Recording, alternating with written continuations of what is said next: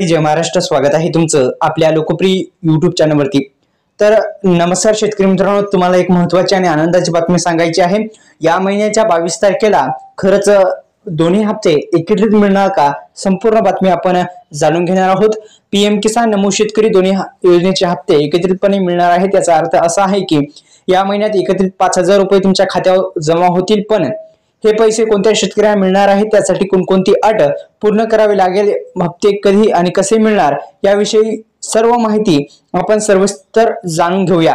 शेतकरी मित्रांनो, गेल्या काही महिन्यापासून पीएम किसान योजनेचे 18-19 हप्ते तुम्हाला तुमच्या खात्यावर जमा झालेले आहेत। त्याचबरोबर आपण नमो शेतकरी योजनेचे 5 ते 6 हप्ते तुम्हाला देखील मिळाले आहेत। मात्र काही शेतकऱ्यांना काही अडचणीमुळे हप्ते वेळेवर मिळाले नाहीत। आता पुढील हप्ते मिळण्यासाठी तुम्हाला महत्त्वाची गोष्ट करायची आहे, ती म्हणजे तुमची ई-केवायसी पूर्ण करणं गरजेचं आहे। तसेच तुम्हाला दुसरा दस्तऐवज जो आहे तो म्हणजे फार्मर आयडी अत्यंत महत्त्वाचा लागणार आहे। फार्मर आयडी म्हणजे काय आणि त्याचे महत्त्व सर्वांना माहिती आहे। फार्मर आयडी म्हणजे शेतकरी ओळखपत्र थोडक्यात। आता पीएम किसान आणि नमो शेतकरी योजनेत होणारी वाढ तर होणार आहे का खरंच वाढ, या संदर्भात सुद्धा माहिती घेऊ।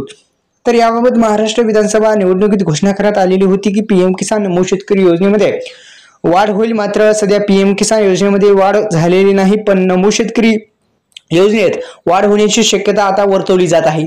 सध्याच्या योजनेप्रमाणे पीएम किसान योजना अंतर्गत दर 4 महिन्याला 2000 रुपये, वर्षाला 6000 रुपये एकंदरीत अशा पद्धतीने वाटप केले जातात। तर मित्रांनो, तुमची ई-केवायसी तुम्ही पूर्ण केली नसेल, आपल्या बँक खात्याची ई-केवायसी नक्की करा। शिवाय आधार कार्ड लिंक करा, फार्मर आयडी नक्की काढा। हे 2-3 कामे लँड सीडिंग व्हेरिफिकेशन करणं पण गरजेचं आहे। आता खरंच 22 तारखेला हप्ता मिळणार आहे का, तर मित्रांनो अद्यापही असं कोणतेही अपडेट नाही 22 तारखेला मिळणार आहे म्हणून, पण एक शक्यता म्हणजे 22 मेला मिळू शकतो। तर धन्यवाद, जय शिवराय।